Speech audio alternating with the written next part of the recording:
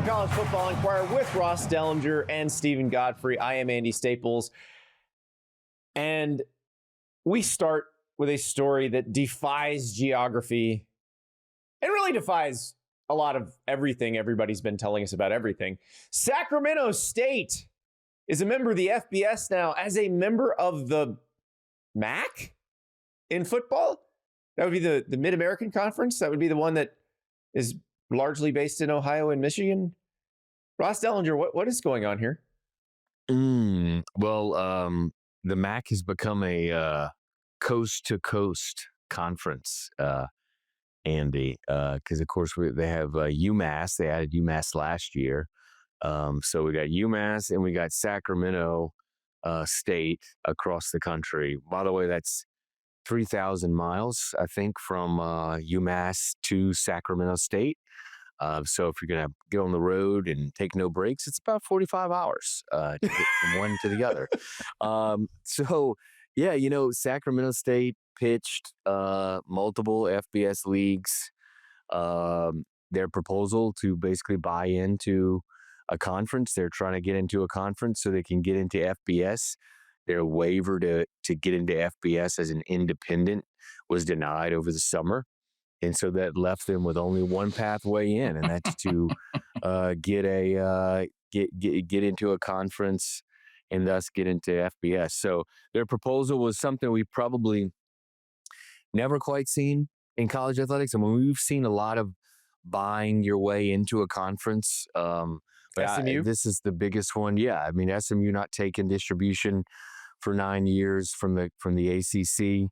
And then obviously North Dakota State just last week or a week and a half ago, buying their way in at $12.5 million. We saw Memphis offered $200 million to buy into the Big 12. That was sort of denied. The Big 12 decided not to do it. But up to this point, as far as deals that are done, we haven't seen a school spend this much money to buy their way in. They're spending $18 million is going to the MAC. $5 million in an entry fee to just get into the FBS, the normal standard entry fee. And then they're paying for 5 years, 4 games a year for MAC teams to travel to Sacramento, which is around $150,000 to $200,000 a trip. So it's an extra $3 or $4 million on top of that. So just the entry fees in the cost to fly MAC teams out, it's going to be about $28 million. I would like to point out one clarification. We mentioned SMU in that. Have you guys ever seen those TikToks of they ask SMU students, what does your dad do for a living? What's your biggest financial flex? We have a helicopter. Yes. Yeah. Without knowing a ton about Northern California in the area, I don't know if there's that many Sac State alumni who are maybe operating in the PJ sector quite as frequently as Southern Methodist. I don't want to make this all about Sac State because it's more it's more a referendum on what the hell we're calling the FBS at this point. But Ross, where is this money coming from? Yeah, that's a good question. The university president, Luke Wood, says the money is coming mostly from buy games.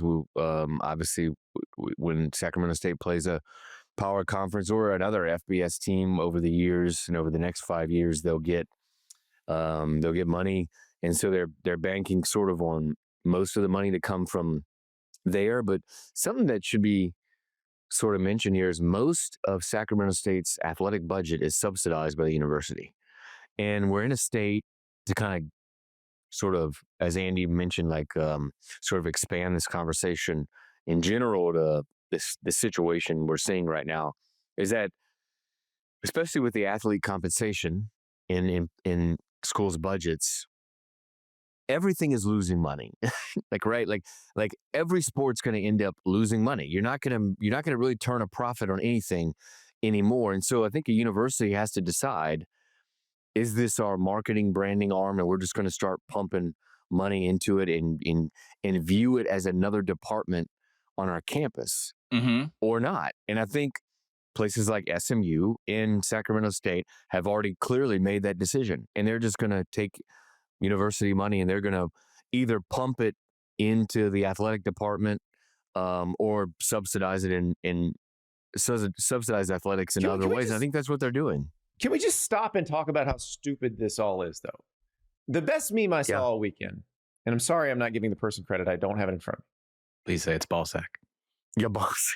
No, it's two one. groups of people that appear to be on airplanes. And it says basically, when the Northern Illinois football team is going to fly to its conference game in Hawaii and passes in midair the Sacramento State football team going to its conference game at UMass. Northern Illinois just left the MAC to join the Mountain West. Northern Illinois is in the same conference as Hawaii. And UMass and Sacramento State are in the same conference. This is incredibly stupid. Yeah, makes no sense. And a lot of folks thought that the Mountain West would maybe eventually take Sac State and North Dakota State, both of them, like would take two at a time. And that might make sense. You know, they decided against that because Sac State presented this proposal to the Mountain West and the Pac-12 most notably, and they both turned it down. But geographically, it would have made a lot more sense. But here, okay, where does this all end?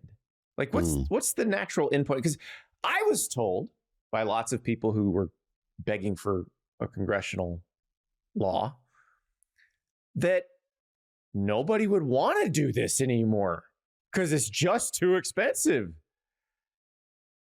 Seems like people still want to do it. In fact, want to do it in a way that completely inconveniences everyone.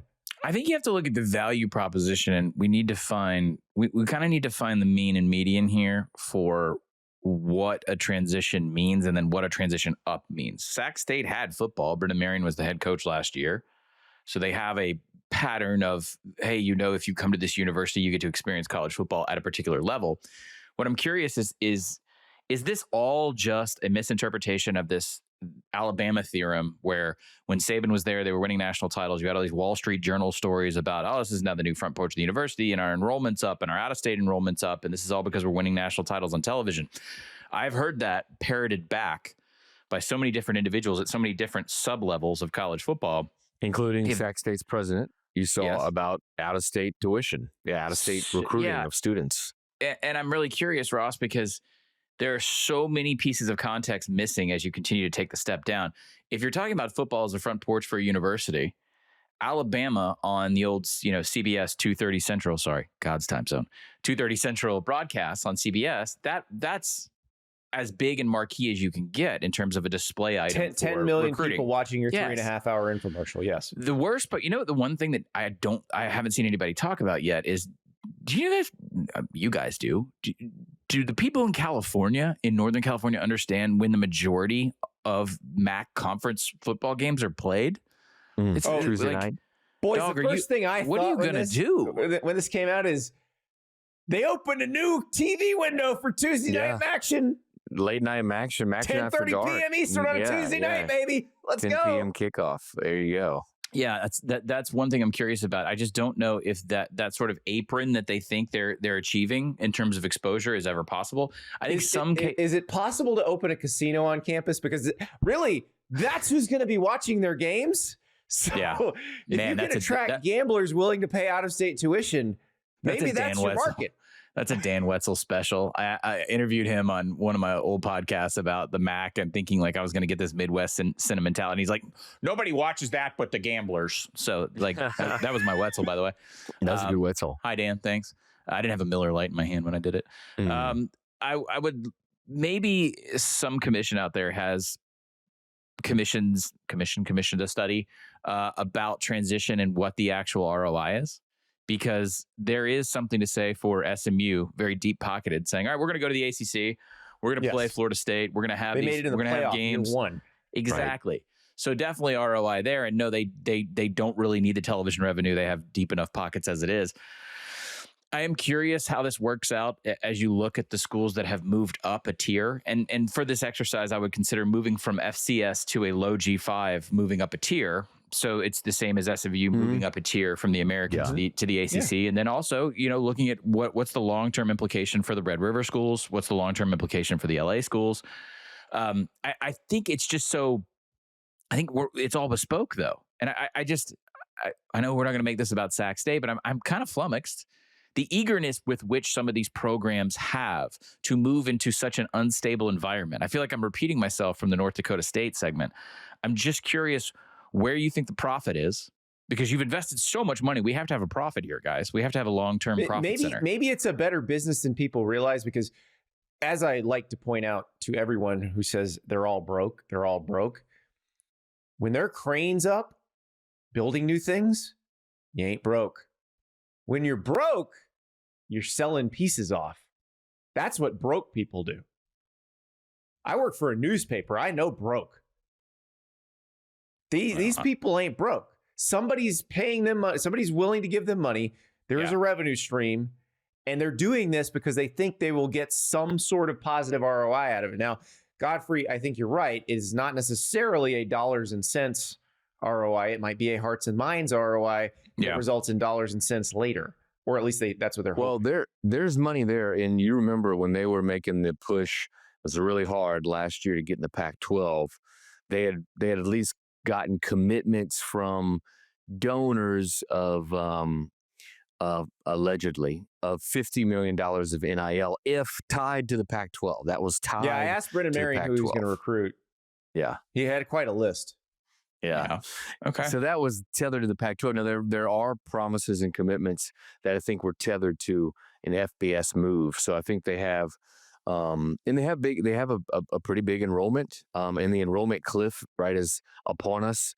So I think that's why Luke Wood was discussing with me one of the big reasons for the move was enrollment and how FCS to FBS, just the platform on ESPN, the televised games, all that stuff, just gets you more notoriety and is better for the brand. He's looking at it as their branding and marketing arm. That's also, I'm just going to tell you, he's approaching that from a disingenuous place, because California, cost of living has skyrocketed in recent years, and they're also trying to prevent students from leaving to go out of state for an actual cheaper experience. It's the same as the population shift from Southern California into places like Arizona and New Mexico. So if you're a large public and in a highly affluent area in Northern California, your concern is just, but I think your methodology here is misguided. This is people wanting to do this and justifying it with some nobler claim of enrollment. I'm just curious what the end game is here. The end game is to probably get into the Pac-12 eventually, right? There's a 5-year deal. It's a 5-year deal. So that's probably the end game is to move up again. And then the end game after that, the end game is to move up again if they can. Is just keep elevating. Let's widen this lens out. Speaking of end games, because none of the current realignment moves, none of them have made sense. Texas and Oklahoma was the last one that kind of sort of geographically made sense, I guess. Mm-hmm. And I guess the Big 12 taking the schools it took from the Pac-12, but that was not the plan. So when does it start making sense again? Because we keep talking about what's next? What Super League, this. When will the next realignment move that makes sense? I think none of it makes sense. None of it's supposed to. I mean, it's some kind of Super League or different division that brings together the top brands. Probably is the next thing to happen. Whether I don't know if it's going to make sense, but certainly the brand, if that does happen, the brands that will be in that group and the schools that will be in that group may not make a lot of geographic sense, but certainly from a brand value and all that stuff will probably make sense. The first thing they They'll do, be though, Ross, is break them into geographical divisions that kind of look like all the old conferences. Well, I mean, a lot of the talk in DC is, I think we discussed it here about like modifications a few weeks ago, modifications to the SCORE Act that are undergoing and still undergoing. And one of them is, hey, can we just or at least a discussion, this hasn't been any kind of amendment to the bill, but is like, can we just restructure this whole thing? Can we just blow it all up, consolidate media rights? What is the rearrange the conferences, all of that stuff? You know, the thing being the idea of identifying via conference. Well, yeah, you said blow the thing up. Are you talking about so I know what everybody's thinking in their head. This is what I'm leading you to is the SEC is healthy, the Big Ten is healthy, the ACC is in constant tumult, and then the Big 12 is a sort of flotilla of pirates. Shout out Yormark. But everyone else, it's the identity is essentially fading, or if it hasn't faded out completely. Like how do you explain the MAC now with Sac State there and Northern Illinois in the Mountain West? That's what we're getting at, right? Right. Okay. Right. So are you going to force these lower tier conferences to essentially dissolve and then redraft? I don't know, right? I mean, you've seen the models out there where the Sports Broadcasting Act has changed, allowing everybody to consolidate media rights in FBS. And then from that point, if you're consolidating all together, do you end up rearranging conferences later on? It's hard to see that actually happening. It's easier to see happening a bigger super league type of deal. That's the part I like. There's so many steps in between, Ross, whether it's you need congressional action to change the Sports Broadcasting Act, which would allow them to all sell their TV rights together, which is the thing. Because I always, it's just like anything else, you follow the money. Yeah. If they want to make more money, they would sell their TV rights as one. Yeah. As Ross, I think you and I were talking to the same person a few weeks ago, when this person who is very, very smart told us the real money, the only way they make the real money, where the dollars per eyeball start to approach what the NFL gets per eyeball, is if they sell the whole regular season and the whole postseason playoff together, which they cannot do right now. They'll never do that. Yeah. Right. Well, they will if it's was forced upon them by the federal government, I guess, too, potentially. Wait, hang on. Sankey's not going to do that. They're not going to give up that. They're not going to give up their agency in that process. You would have to have multiple university presidents or leaders, whatever you want to call them, in the Southeastern Conference, go to him and say, "Price is right." They will give up whatever you want them to give up. Everybody is money hungry. That would have to be communicated. You used to work in wrestling. Everybody has a price for the $1 Million Man. Oh, man. Yeah, so does he. Well, his son does. He's facing jail time. Shout out Brett Favre.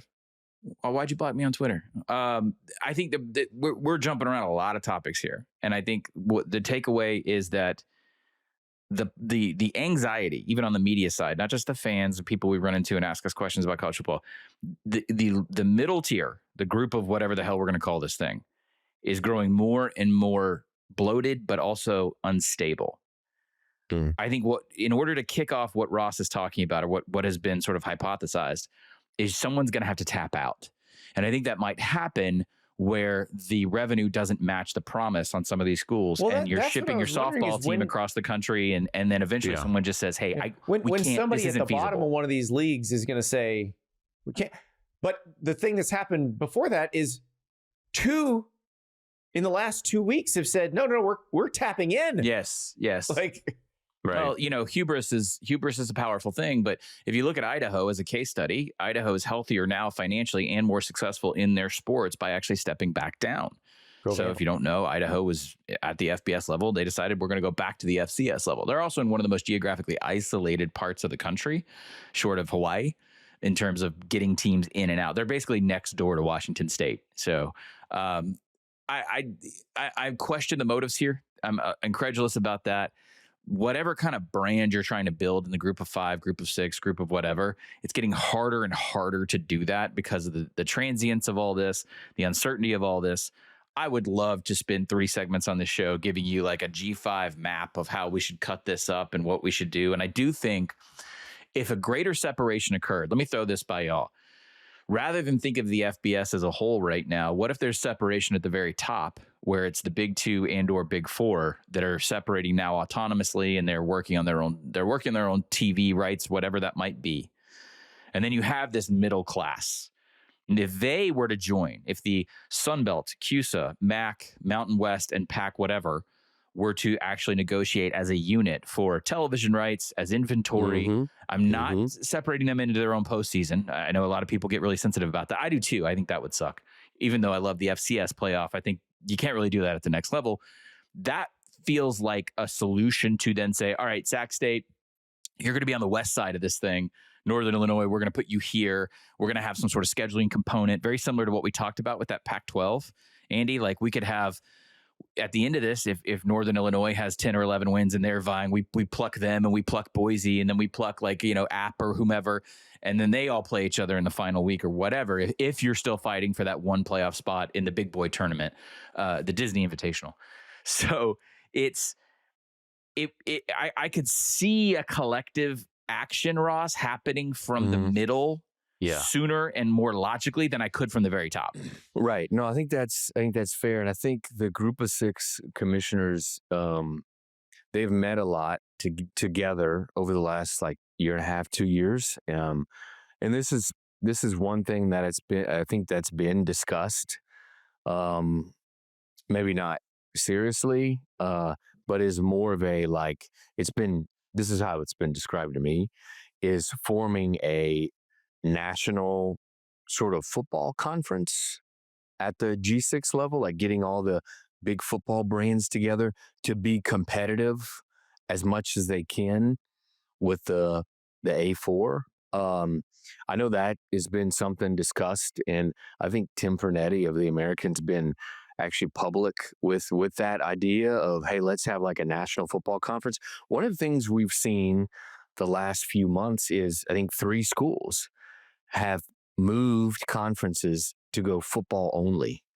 Yeah. Right. So they're Northern Illinois, North Dakota State, and now Sacramento State are playing football only in another league. And I wonder if we will start to see more of that, where you do have these sport only conferences developing. I just wonder if that is also in the future. We already do in the sports we don't care about. Yeah. Big Ten hockey is not I don't think Maryland has a team. I don't think Big Ten hockey includes other schools that are outside of the Big Ten in football. Notre Dame's in the Big Ten in hockey. Yeah. So, and there are other sports where this is the case. And there's been a lot of pearl clutching about that one. And I'm not even trying to troll here. I really don't understand what the problem is if we just align sports by conference rather than schools. That seems logical enough to me. Big East basketball was always a great argument. Well, it's almost like they're completely different businesses. Big time football and the bottom lines are very different. Are businesses and the other sports at those schools are charities. It's 2 completely different business models. So yeah, I mean, I know there are profit generating men's hockey and women's hockey teams at the very top, just like there's profit generating baseball. Yeah. I mean, we're talking about under 20 programs in baseball and hockey that are turning a profit. Yep. So we'll see what happens here. But again, like Godfrey said, nobody's tapping out yet. We got more people tapping in. None of it makes sense. They do need to figure this out eventually, but they're not going to figure it out today. What they might figure out in the next few days is whether everybody's been running to the courthouse to try to get an injunction or not. We will have an update on the Ole Miss quarterback Trinidad Chambliss, who appears to be playing in 2026 for legal reasons. Also, Tennessee quarterback Joey Aguilar, we're still waiting on a decision on him. We'll talk about that when we come back. We are back at the College Football Enquirer, and we have legal news. Okay, well, when we left you last, Trinidad Chambliss was headed into a courtroom in Mississippi. That day, all that stuff wrapped up. In fact, we got to listen to the judge read an order for, I think, a whole hour.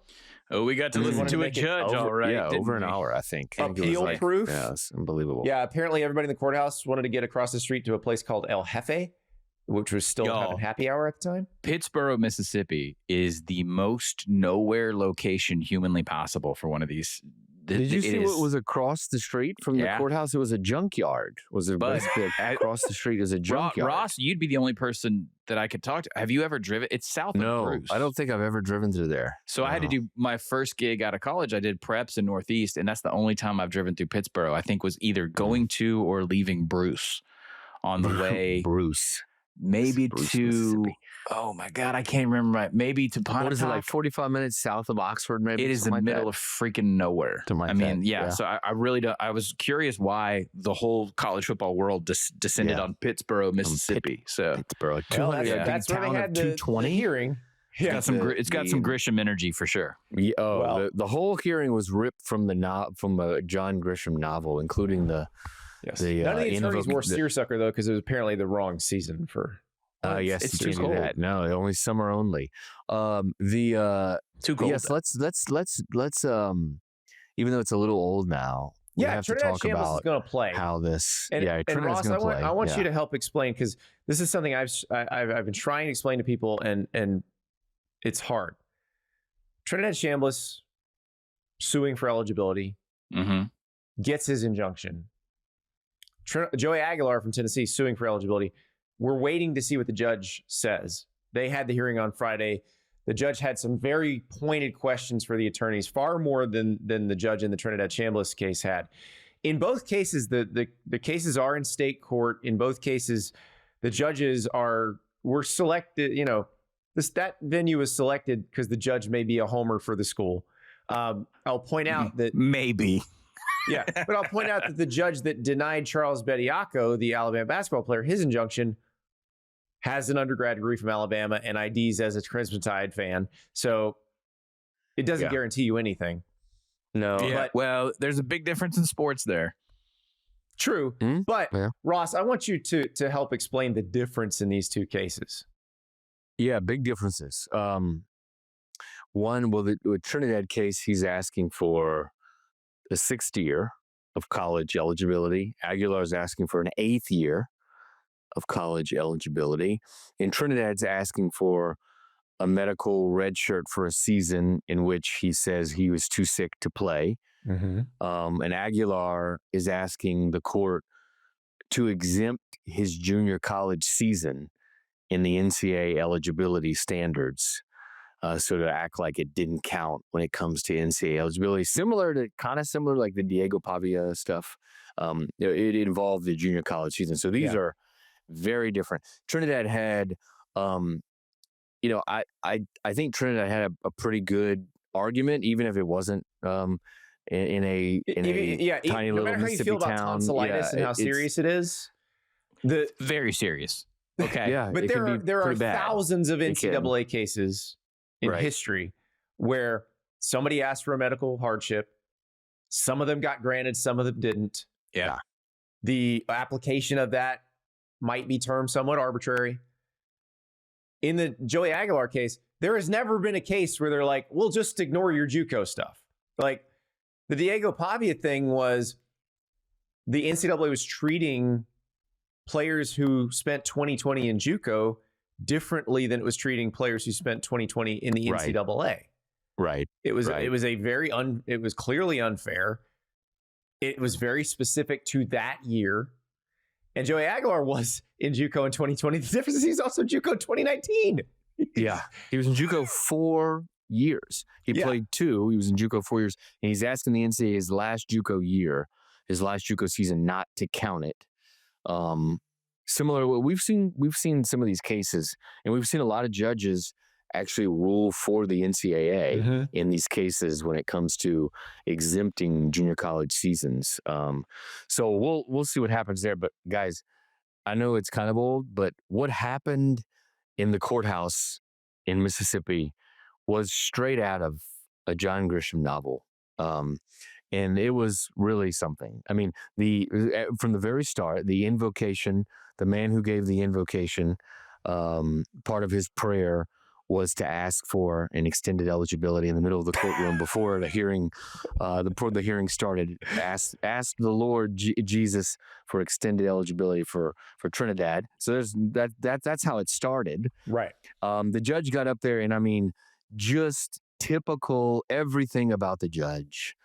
Again, John Grisham character, right? He was oozing Just Mississippi. dripping, oozing country Mississippi. You never want to ooze you know, Mississippi. Trust me. Yeah, it's a ridiculous The antibiotic judge, regimen. by the way, Just Judge Robert incredible. Whitwell, former JUCO quarterback. Yeah, in he played. Mississippi. Yeah. And then and then during the break when the judge went back to quote deliberate, which if you listen to him read his order, it took him over an hour, and he deliberated for like I think less than an hour. So there's no That way he man wrote must his type order. 7 million No, words. there's a no minute. way he wrote his order during the deliberation. Right? No, he knew we it going all in. know what he was that gonna do. Actually, the Bediako case kind of taught me this. The attorneys send in if we win, here's how the order should read. No order. Yeah. So you've got something you can copy and paste from. Right. But while he's deliberating, Trinidad is signing autographs for people, signing their ties, and he signed a tissue boxes of Kleenexes and whatever. And then to cap it all off, and this was the greatest thing, and probably the most bizarre I've ever seen in covering all these court hearings and stuff, is the judge got visibly and audibly emotional while reading his decision in granting Trinidad an extra year of eligibility on the brink of tears. Are we sure he was audibly emotional? Cause we played the video on my On 3 show. His voice just gave out because he's been reading for an hour. I don't know. My favorite part, you haven't mentioned yet, Ross. Oh, yes. The NCAA just left. They pieced out. They just left. Yeah. They knew. I'm sure they knew. Yeah, I can't blame them. Yeah, they knew by the way that hearing went. It was pretty obvious where this decision was, where it was going. And there was a little bit of a rumor that, I think it started on social, that the judge got a signed football from Trinidad, which would have really been the cherry on top of all this. I had to find out about this, right? If this so all I called was the courthouse, and got the secretary. I'm like, hey, I just was curious, did the judge receive a signed football from Trinidad? And she's like, hold on 1 second. And there's 20 seconds of pause where she's clearly going into the judge's chambers and asking him. And she came back, unfortunately, and said, no, he didn't get a signed football. This is the kind of stuff. Robert Whitwell is getting the royal treatment at Vaught Hemingway Stadium this year, no matter what. Yes. This is the kind of stuff that I'm sure somebody out there is listening and they're just absolutely outraged, and that's fine.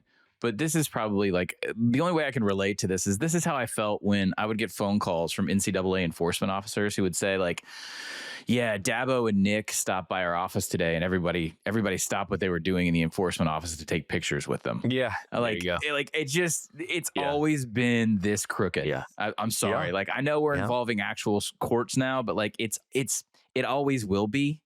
It's always about fandom. I know people are outraged, I guess, but we didn't get here by accident. We got here because of an absence of oversight. On the Chambliss case, because everybody's like, "Oh, this is going to inspire copycats," and I do think the legal strategy will inspire copycats. Sure, filing in state court, making a contract dispute rather than antitrust. Try to do a class action antitrust suit in federal court. But here's the thing. How many really good players in any sport get to year 5 and get done with year 5 and did not play a single play of their sport in the first 2 years there, or in 2 separate years, without a massive injury? And you're not going to find many. You're not going to find many that schools would want to keep on their roster who couldn't play for the first 2 years, who couldn't sniff the field for the first 2 years. Trinidad Chambliss is a really unusual case.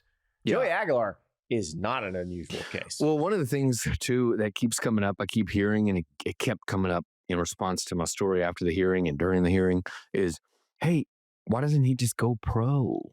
Why would he want to stay in college? Well, first of all, that's easy. I don't know about you, but I had a lot of fun in college. College is fun.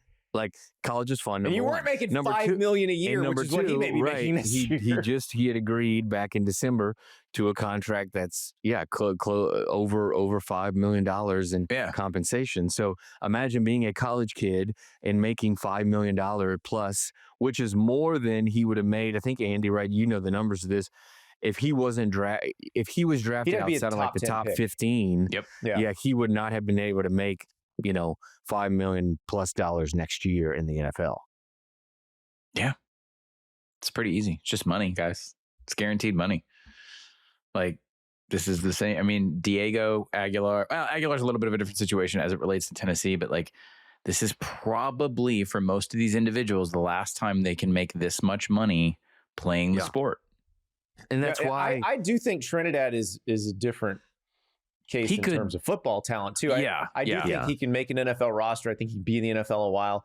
Now, I will say from talking to people at the Senior Bowl, there were still a lot of people who thought if he has to come out, he's still a day 3 pick. So it'd be it's a fourth, size fifth, concern. 6th, 7th round. Yeah.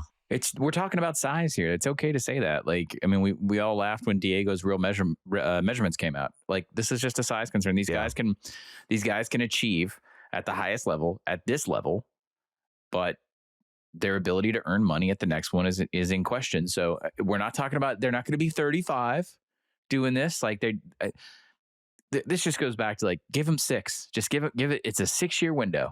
Or don't count JUCO or whatever. 5 to play 5, no waivers. If you get hurt, too bad. Like no waivers, no red shirt. Make it clean, make it easy. Yeah. If there's no waiver process, like the waiver process is what they were fighting in this case, fighting over. Yes. If there's no waiver process, there's nothing to fight over. There's nothing to argue about.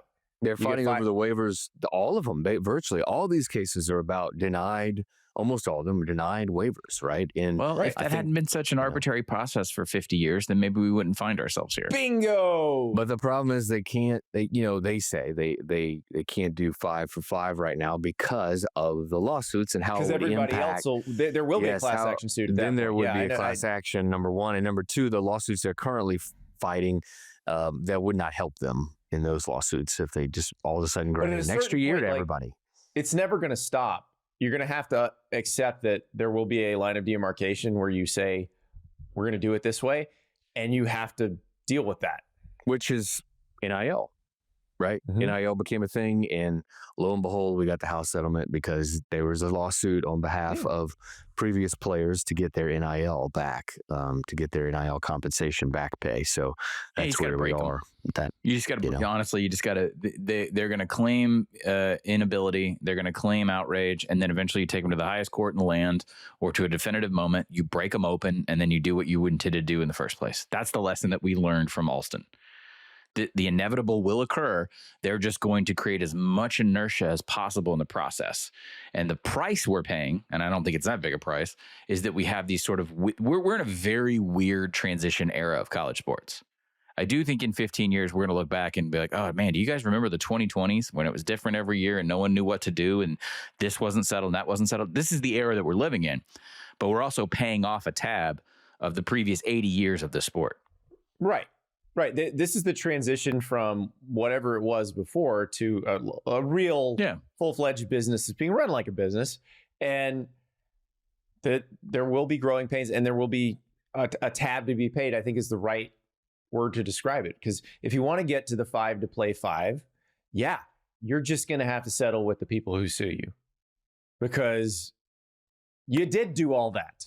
Yes, and be cautious if you're listening or watching this and you're not in the industry. Be cautious when someone from an authority position or an outside authority position, specifically in politics, starts to talk about a doomsday scenario, because we now have enough data over the last couple of years to realize that none of those doomsday scenarios have actually come in. They're still making tons of money. All of these people. But I'm talking about when they pay players, no one's going to care. The sport's going to fall apart. No, it's not. Ratings have never been better. Attendance is up. Like it's just simply not true. So be very, very careful when people talk about college sports being broken, because they're completely okay with cracks and fissures on the side that they benefit from. Right. So that guy in Missouri that Ross was reporting on a couple of days ago, Senator or Congressman, Ross? Senator. What's his name? Senator Eric Schmidt. Okay. I would love if Eric Schmidt, and I could already tell based off of his alignment and voting record, I'm curious if he thought there was something broken in college sports when Jimbo was owed $70 million in dead money. The answer is, of course, no. It's just that now that you have this much more player agency, the sport is ending. So just be very careful who you listen to, and be very careful when they say things like that sound too big to be true, because they aren't true.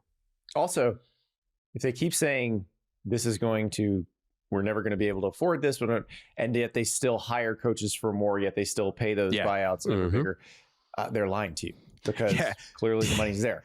I remember 2 years. I remember a year or two ago, everyone's like, "We're gonna these buyouts and the coaching contracts, they're gonna change. People are gonna stop signing these coaching contracts." Remember I think it was the week I was at the U.S. Capitol for the alleged vote of the SCORE Act when it got stopped at the last minute. And I think it was the week before was when Lane Kiffin signed the $93 million deal. I remember somebody at the Capitol or around the Capitol telling me, Not great timing on that. Yeah. And when they want to fire him in 3 years and they owe him all that money, I guarantee you a politician in Louisiana is going to be like, none of this would be happening if we didn't have to pay those players. So just be careful who you absorb information from. Well, I get all my information on YouTube from Mr. Beast. And Ooh, effortless transition. Yeah, there you go. I wasn't going to talk about this, but Godfrey got me intrigued last week. I didn't. No, all right. we're gonna discuss this because it's not just the Mr. Beast story. Yes. This is a Phil Knight story and a Cody Campbell story and an everybody else with money story. And it has to do with paying them damn players and how you pay them and how much you pay them and how frequently you pay them. Can Mr. Beast buy a national title? It sounds like YouTube SEO because that's what it is. But Godfrey says it could happen, and I want to know how it could happen. We'll talk about it when we come back. We are back at the College Football Enquirer. I am Andy Staples with Ross Dellenger and Steven Godfrey. And we talked about this briefly last week, and it very much intrigued me, something Godfrey said, because I had just sort of dismissed it when it came out. So a couple of weeks ago, somebody asked Mr. Beast. If you don't know who Mr. Beast is, you're probably old like me. I had to just Google, by the way. If you don't know who Mr. Beast is, schedule your colonoscopy. Yeah, you're old like us. Mr. Beast is one of the most popular people on YouTube. I believe he has 466 million subscribers on YouTube. Basically, every video he puts out gets the viewership of the Super Bowl. What does he do? Well, he does various TBD, things. Ross. Like, it started with him counting to 100,000. What? That was where he kind of caught Man, hold. I feel so old. But what he started doing after that was getting very real money and giving it away. Like, I'm going to give away $1 million today, and then it became these challenges like, I'm going to stack $5 million in a pyramid, and whoever climbs to the top first wins. That sort of thing. And high production value and all that. People love it. People love it. So the guy has really taken off. So somebody asked him on Instagram a few weeks ago. He's based in North Carolina, and somebody asked him, would you be willing to donate $100 million to ECU, to East Carolina? He's from Greenville, North Carolina, which is where East Carolina is. Would you be willing to donate $100 million to East Carolina to win a national title? And I thought, no, $100 million would win you a national title. This poor naive soul on the internet asking Mr. Beast. Mr. Beast said, should I do this? Which he's one of those, if he asks, should I do this? Sometimes he actually does this. So I brought it up on the show, and Godfrey's like, yeah, $100 million, you could get in the mix. And I want to know, okay, if Mr. Beast writes a check tomorrow to East Carolina for $100 million, what happens? How could East Carolina theoretically build a team that might compete for a national title? And how long does that take? And how do you divvy up the money? How do you do it? The reason I wanted to talk about this is it's twofold. One, the power of these YouTube celebrities. I think we are not the intended audience to understand the magnitude of this. Clearly not. Like we have done our damnedest as parents to basically eliminate YouTube, other than the College Football Enquirer on Yahoo, from our kids' media diet, right? Because it's just filled with crap, and yet they are still ardent followers of this Ryan Trahan. Yeah, my kids with Dude Perfect, whatever Dude Perfect said when my kids were 7, they would have listened. Like those guys, the Purple Hoser and like all of those guys, they would have listened to them. I'm in deep trouble. Okay, so it's that I was kind of fascinated that Andy invoked someone like Mr. Beast, and then second, I had a conversation. I'm going to be really careful about this. I had a conversation with a person who is in charge of the NIL distribute, like how you spend the money, the roster building for a Group of 5 program a couple months ago. They are working on a plan to court an entity to sort of do a very public, almost like buy-in of the team. And I'll leave it at that. I really cannot say any more than that. I probably shouldn't have said that, but this fell directly into like what you're talking about. All right. Mm-hmm. And I was talking with this person like how this would work. And it was all just kind of a hypothetical situation. And so then I went and asked this person after you said this, Andy, how this would work and what the dollar figure would be at it's going to take a long time for me to say group of 6. Sorry. So I'm going to keep saying G5 because I've been doing it for 15 years. Okay. Sorry. So at the G level, we're going to start calling it the G League. That won't be confusing. Oh, wait. That won't be confusing. All right. So I said, hey, Staples has this thing. I said, if you gave ECU $100 million in NIL for 1 year, could they win a natty? And I threw it to him. And he said, it doesn't have to be 1 year, but let's say it is 1 year. So 1 year. It's $100 million. No. It's $100 million infusion. I just said, like, here is the check. Do with it what you will. And he said, CFP, yes. After that, obviously, it's a crapshoot. So what he's saying is, like, no matter what you do, you're still subject to the whims of the bracket. Which is what I think people don't understand. Like, so I was at the Orange Bowl, which is probably the best example of this. It was two teams funded by literal billionaires who are worth. Phil Knight and Cody Campbell are worth what Mr. Beast is worth. That was a thousands of times over. And that was a quarterback issue.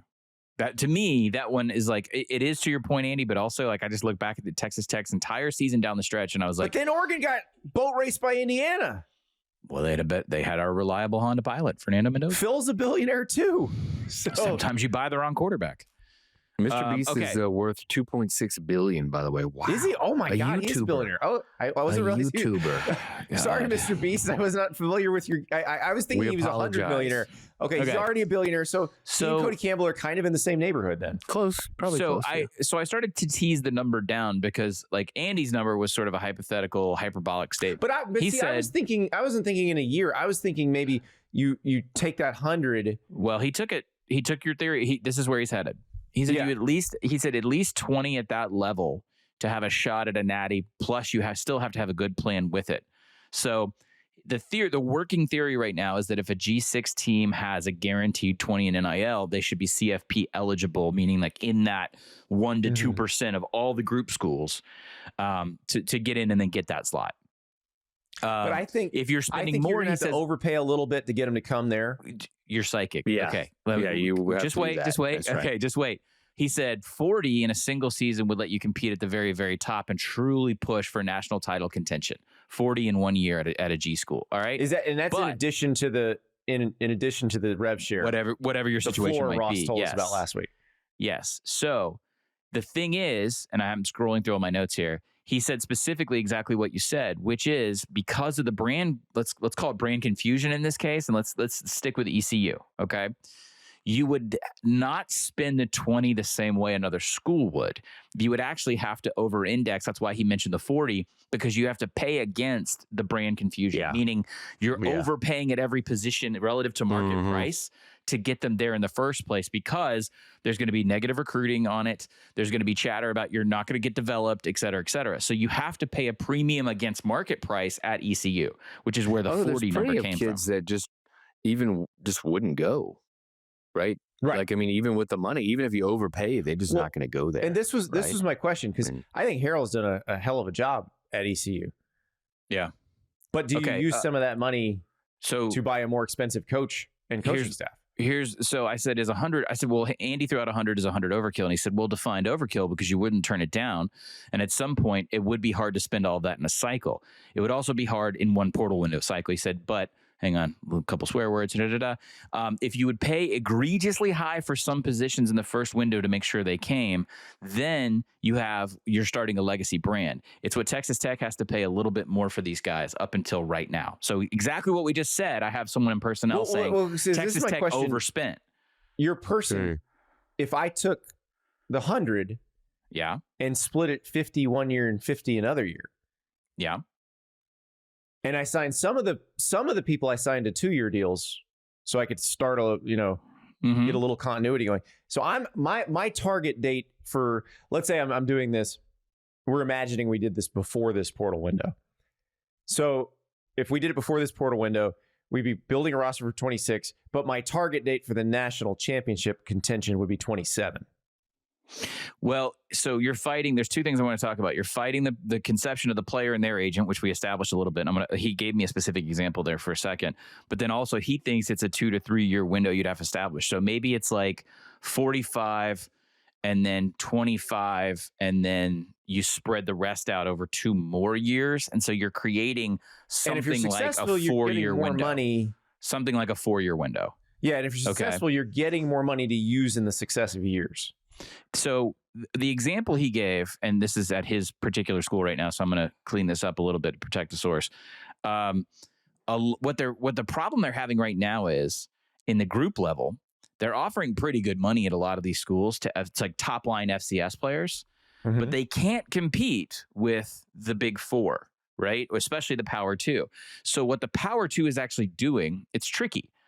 These players could go for $100K, like a defensive lineman for $100K. They could go to the group, become an all-conference player, right? And then get drafted, be able to put a lot on tape.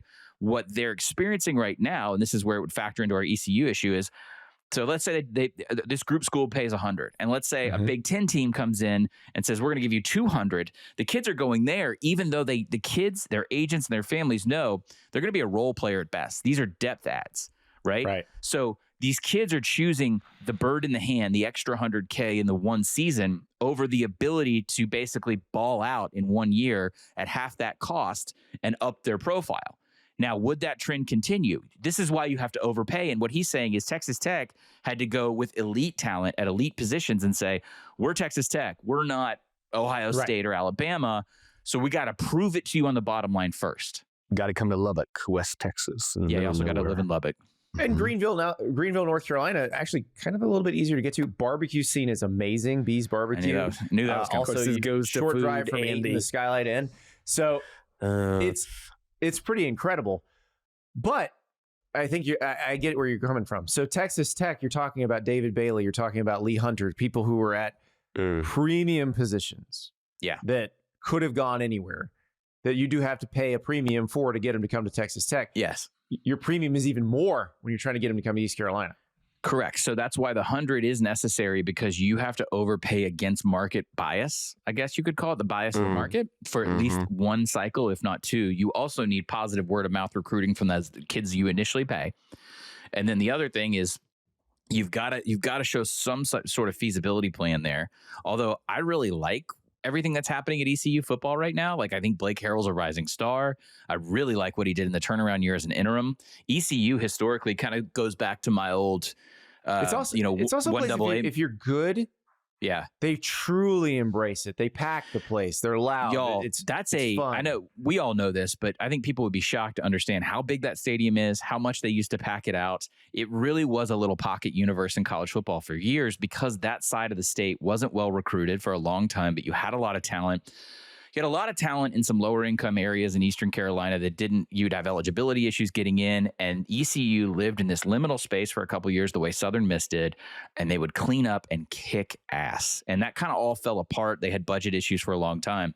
So Andy, your specific suggestion of ECU, given the fact that we all kind of like their coaching staff and where they're headed, they've kind of finally turned it around, combined with the celebrity of someone like Mr. Beast, just think about, they have a billionaire who grew up in their community. Like, yeah, but back up for a second, because I think we're answering our question, or for our biggest problem.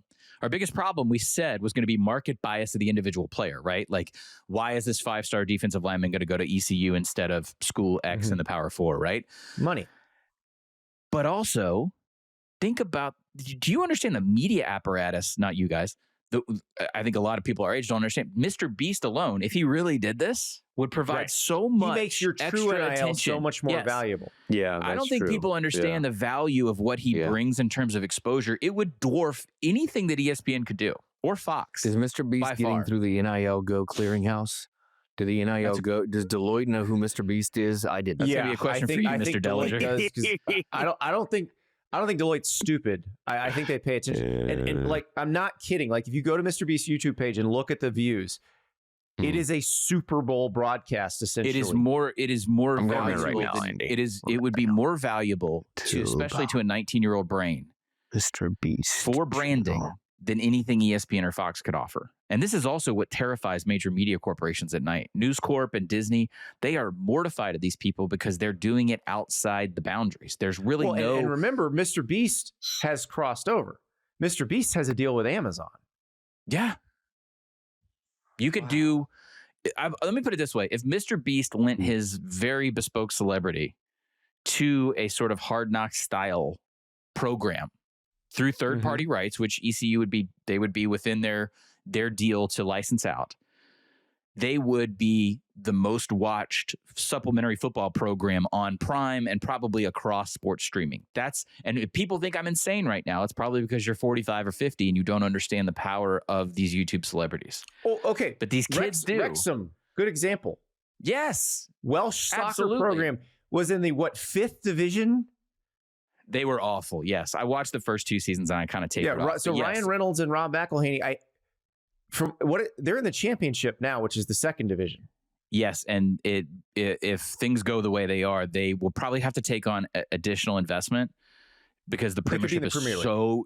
They could be in the Premier League within the next 3 years, and it would complete the greatest whatever you want trajectory or glow up of a soccer franchise in the world in history. That's how woebegone and Ryan Reynolds is an A-list movie star. Yeah, but he still probably doesn't have the reach of Mr. Beast. Correct. Would you risk dying for $500,000? That's one of his. Yes, there you go. YouTube posts. Survive 100 days trapped in a private jet and then keep it. Wow. I'm going to have to watch some of these. I'll report back. Okay. Ross is going to be subscriber 466 million and one. My wife is overheard the pod in the next room, and she just texted me live while we're caping and said, "What are y'all doing talking about Mr. Beast?" See, there you go. There you go. We're buying East Carolina national title. That's what we're doing. By the way, if any of this makes you wince, it's no less unbecoming than the DoD contractors and oil barons that currently fund this sport. I mean, this is just the next evolution of a meddlesome booster. As I slip my Nike shoes off. Congratulations, East Carolina, on your national title. Yeah, and your docuseries. Yeah, go Pirates. Poor Mr. Beast. Don't be the Pirates are going to inundate him now. I want to cut. Wait, did we just do a consulting firm thing again? I need a cut. We definitely 2% of this deal. East Carolina should, when they celebrate their first national title, I mean, checks need to be written to all three of us. Well, Ross has ethics, so I'll take his.